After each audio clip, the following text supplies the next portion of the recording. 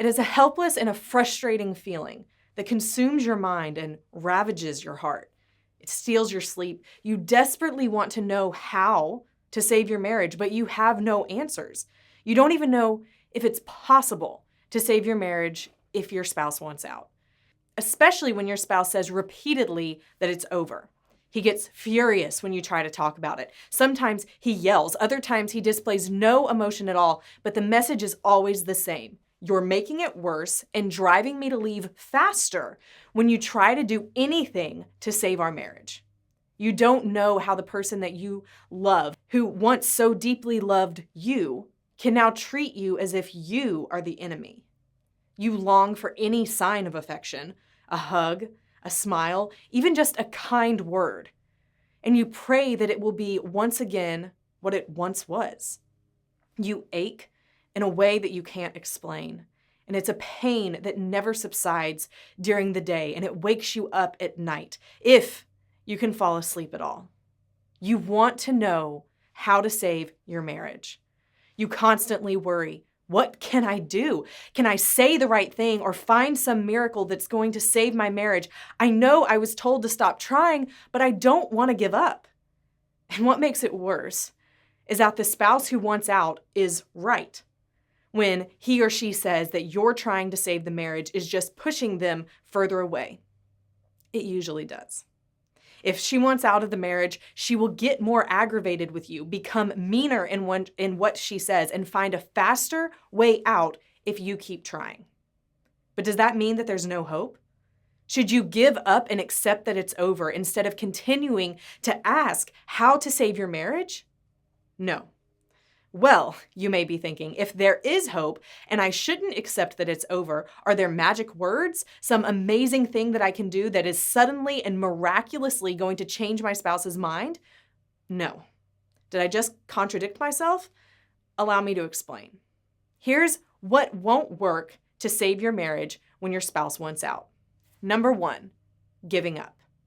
You can give up. Some of your friends, maybe even your counselor, may tell you that's exactly what you should do. And though I spend my life helping people salvage what other people consider hopeless marriages, even I agree that there is a time to accept the inevitable and start moving on with your life. If your spouse leaves you and moves on, there can definitely come a time to accept that your marriage is over and find a path to a different life and a new relationship. However, in my experience and our experience here at Marriage Helper working with couples, giving up usually occurs far too early.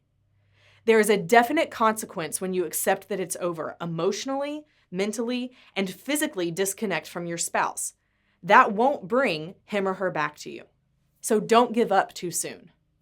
Number 2, clinging and begging for your spouse to stay. You can push harder. Demand more, cling, beg, and do all sorts of things to try and pressure your spouse to stay. Most people tend to do that because they love their spouse so deeply and they desperately want to save their marriages. Unfortunately, it doesn't work. In actuality, it drives the other person from you even faster. Think of it this way. Attraction is what draws people together. Repulsion is what drives them apart. No one is attractive when he or she falls apart emotionally, cries, whines, or begs.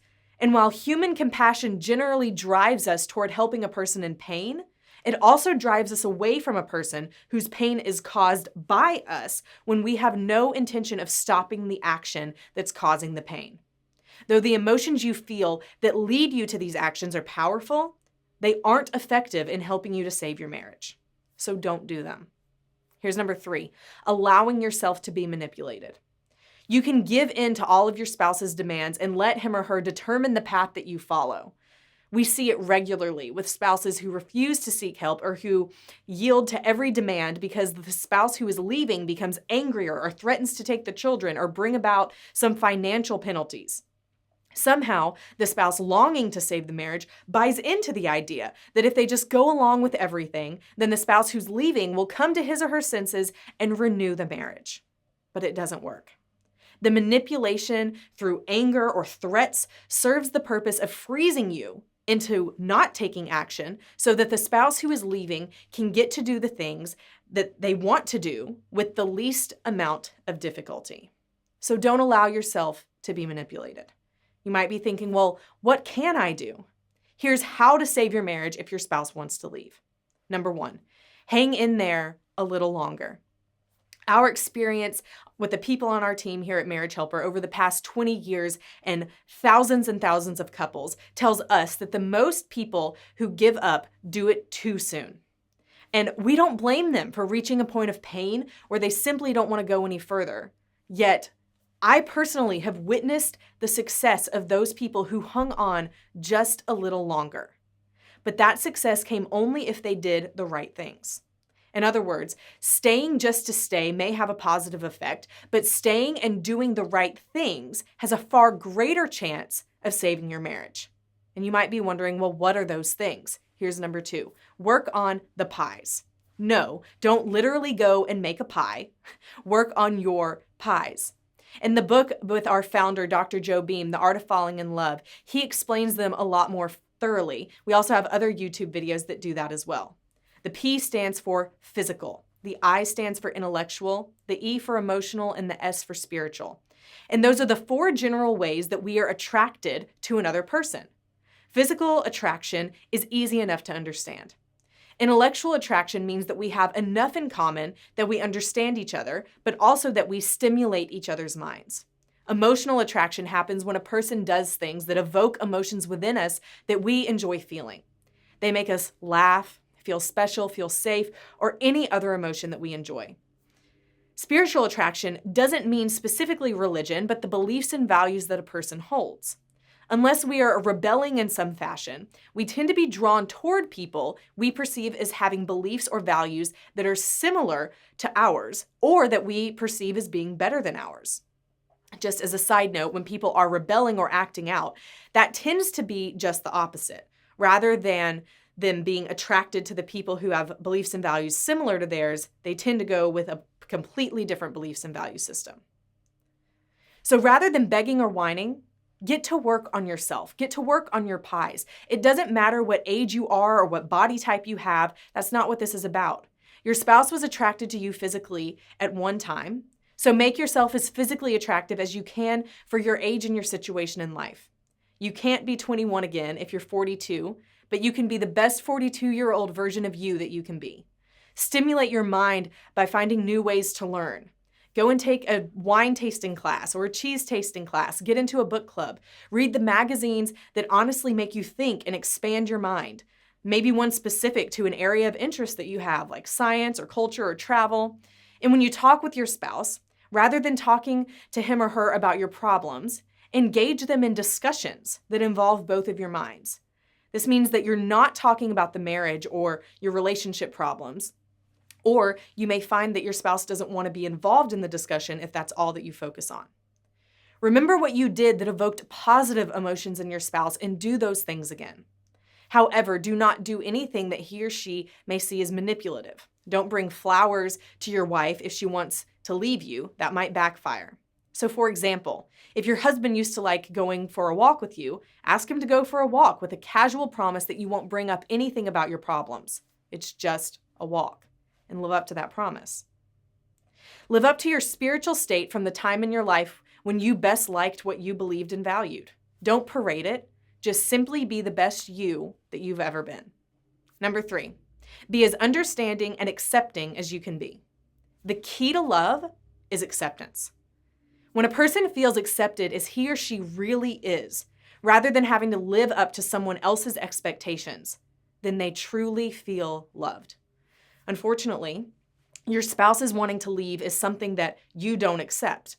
Nevertheless, if you can accept what he or she feels without arguing or explaining the error of those feelings, then you can begin to develop a relationship again. We've seen wives who have done this so effectively that their husbands make their plans to depart and be with his lover, and then they finally come to the point of coming back to us here at Marriage Helper, the husband that's leaving, and telling us that the only 2 people that understand him are his lover and his wife. He said that his wife was becoming his best friend because he could talk to her about anything, including his desire to be with his lover. Admittedly, that's a very tough thing to do on the part of the wife. However, it worked. Her amazing strength in accepting him, though she never indicated any acceptance for his affair, brought him back into relationship with her. He ended his affair, asked and received his wife's forgiveness, and together they made their marriage amazing again. And here's a bonus tip for you. Be willing to forgive and learn to love again. For many years, I've personally witnessed people doing the things above that we've already talked about, and those actions leading their spouse to come back to them. But that didn't immediately solve all their problems. They had more to do to make their marriage what it should be, because it's a process. It's not a magic pill. However, the process works if you love enough to do what it takes to change the course of your spouse's intentions. Well, the things that we suggest always work. We both know that it does not always work, but it works most of the time. So what can you do now? Whatever issue happened in your marriage didn't happen overnight. And in a short video like this, I can't explain all of the nuances that got your marriage to be in the place that it's in now. But I can offer you this: hope. No matter the situation, I and the people on our team here at Marriage Helper have seen so many thousands of people save their marriage from the most dire of circumstances. And what set those people apart from those who were headed towards divorce? They had hope. They had their hope that propelled them to do all of the right things to save their marriage. So if you want to do something to save your marriage, if you don't want to just sit and wait for whatever path of divorce that you might be headed on, or even just being stuck in a miserable marriage and you don't want that for your future and you're ready for a change, then we're here for you. The most effective way that we can help you save your marriage, no matter if your spouse wants out or if they're trying to come back and make it work, is our Marriage Helper Workshop. This workshop has a 77% success rate at saving marriages that are on the brink of divorce, where there's one spouse that wants out. The kind of situation that your marriage is in right now, we see that every other week at our workshops that we have for marriages. They're what we call turnaround weekends. And we accept the couples and see the couples coming through our doors that everyone else has given up on. Even when there's a divorce in place, or a divorce has already happened, or there's separation, or if your spouse wants out and only wants to figure out how to leave the marriage, we can still help you. You can call our office to find out more about our Marriage Helper Workshop and the other resources that we have for your marriage. You can call that at 866-903-0990. And we have a team of people who would love to talk to you about it. Be sure to like this video and subscribe to our channel for more videos and content that's going to help you with your marriage, no matter what situation you may be in.